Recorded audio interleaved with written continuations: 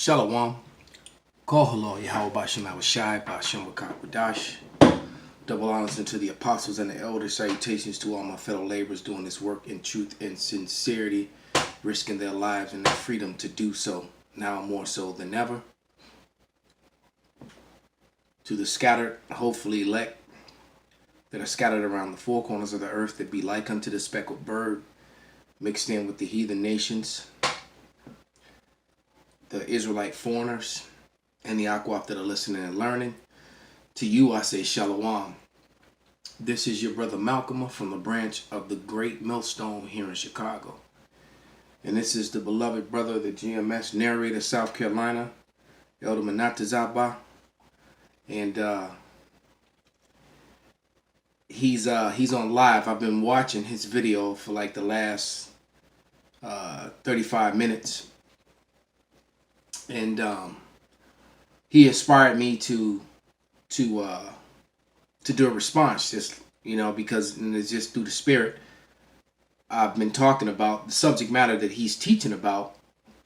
I've been talking about to do different people over the last couple days in conversation, and it made me think about it's called a great bias and mercy will be shown in the saving of the elect, and it is.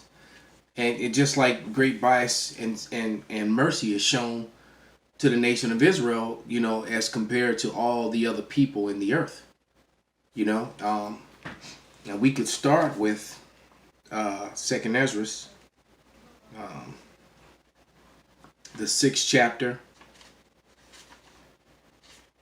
and the 54th verse, and it reads, "And after these Adam also, whom thou madest Lord over all thy creatures, of him come we all, and the people also whom thou hast chosen." All right, so the Lord has chosen a certain people, and that's the Israelites. So out of all the billions of people, he's got this one little slice of pie. Didn't want the rest of the pie. All right. Verse 55, "All this have I spoken before thee, O Yahweh, because thou madest the world for our sakes." So the world was made for the sakes of that small group of people, not all people. Verse 56, "As for the other people, which also come of Adam, thou hast said that they are nothing, but be like unto spittle, and hast likened the abundance of them unto a drop that falleth from a vessel." All right, and I believe it's in Isaiah 40 and 15, if I'm not mistaken. Let's go check that out. 40 and 17, it's been a while since I read that scripture. Right, 40 and 17, and it reads, "All nations before him are nothing. They are counted to him less than nothing and vanity." So all the other billions of people mean absolutely nothing to the Lord. Right? They're just extras who really have no value in the Lord's movie. All right? So we're going to go and start with the reading from the book of Daniel. And I'm going to read the story of Meshach, Abednego, and Shadrach. All right? And this is Daniel, the 3rd chapter. And I'm going to start at verse 10. And it reads, "O king, thou, O king, hast made a decree that every man that shall hear the sound of the cornet, the flute, the harp, the sackbut, the psaltery, the dulcimer, and all kinds of music shall fall down and worship the golden image. And whoso falleth not down and worship, that he should be cast into the midst of a burning fiery furnace." And this was set up, this was these heathens trying to set up Daniel and his brothers because of jealousy, mainly. All right, because of the favor, that favoritism, that bias that was being shown toward the men of the Lord. Verse 12. There are certain Jews whom thou set over the affairs of the province of Babylon, Shadrach, Meshach, and Abednego. These, O men, O king, have not regarded thee. They serve not thy gods, nor worship the golden image which thou hast set up.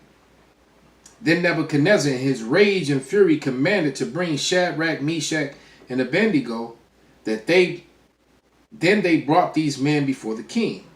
Nebuchadnezzar spoke and said unto them, Is it true, O Shadrach, Meshach, and Abednego? Do not ye serve my gods, nor worship the golden image which I have set up? And you can refer this to the mark of the beast, right? Which is the RFID chip, which is the mark of the beast, which is written in Revelation 6:6, because there's going to be men who resisted and not bow down to it, and then there's going to be those who do.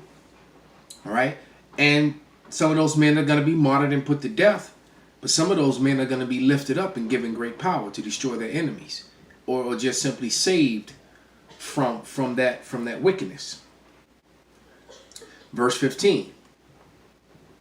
Now if ye be ready, that at what time of ye hear the sound of the cornet, flute, harp, sackbut, psaltery, dulcimer, the kind and all kinds of music, ye fall and worship the image which I have made. But if you worship not, ye shall be cast the same hour. Ye shall be cast the same hour into the midst of the burning fiery furnace. And who is that God that shall deliver you out of my hands? Shadrach, Meshach, and Abednego answered and said to the king, O Nebuchadnezzar, we are not careful to answer thee in this matter. If it be so, our power, whom we serve, is able to deliver us from the burning fiery furnace. Now notice they said if it be so. They said he's able to. They didn't say that he would. They said if he will be able to. You got to be careful how you speak. That's why, we always say that we are the hopeful elect. All right? Because I don't know.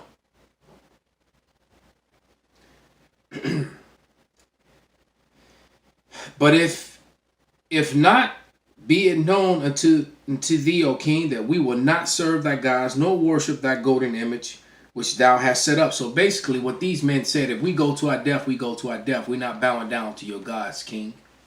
We're giving you your kingdom respect, but we will not bow down to your gods.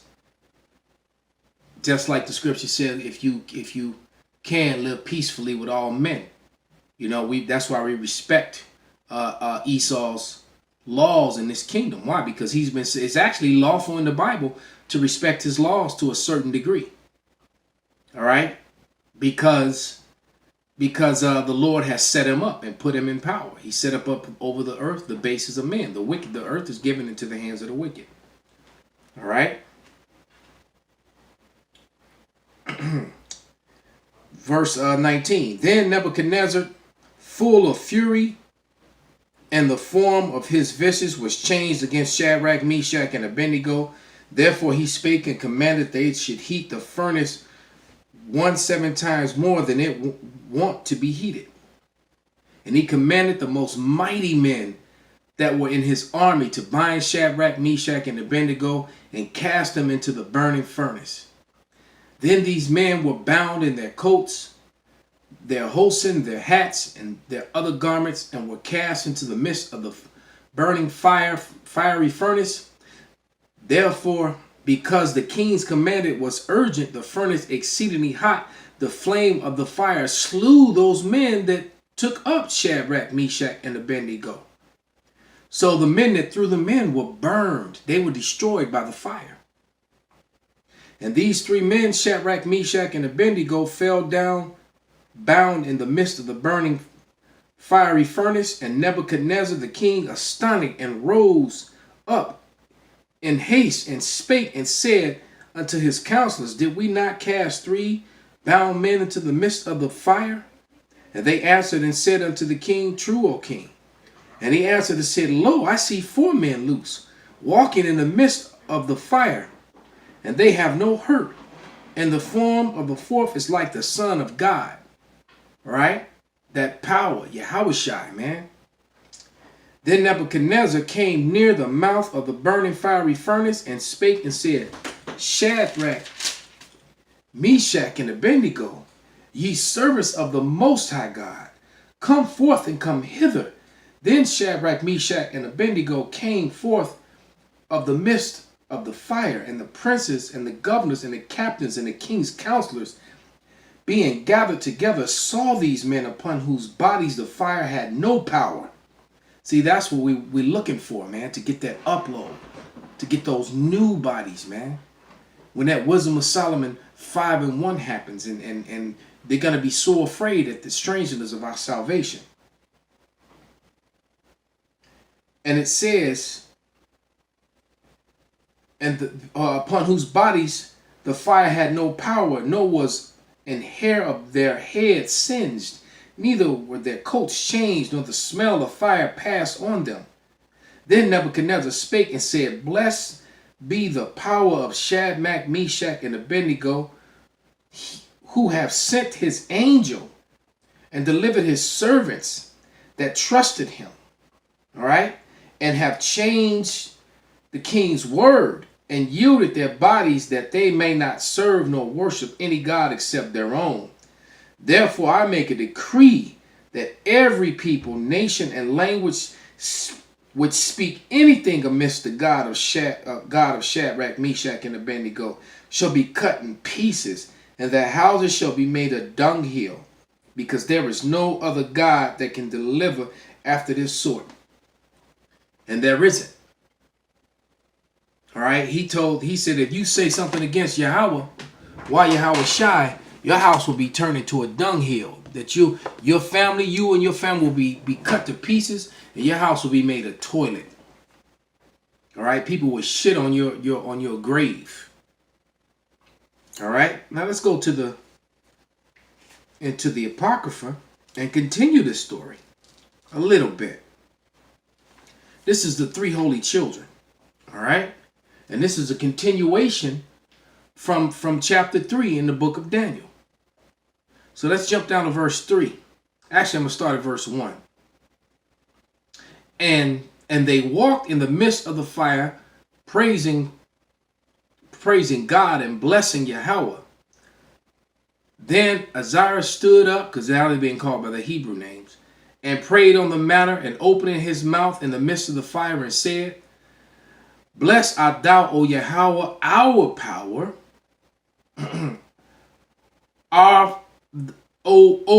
O Yahweh, power of our fathers.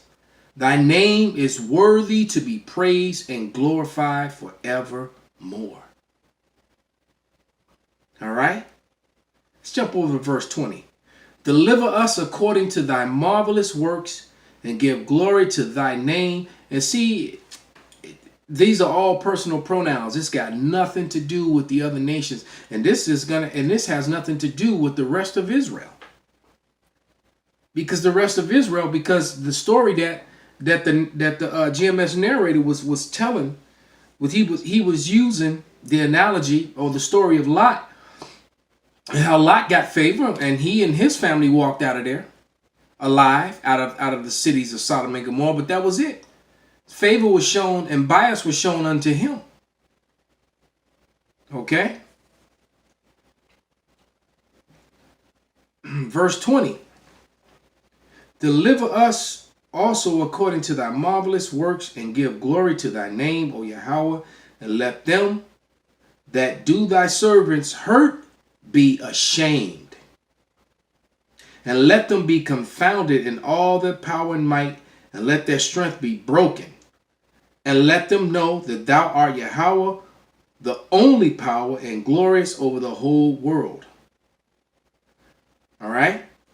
And so the blessings,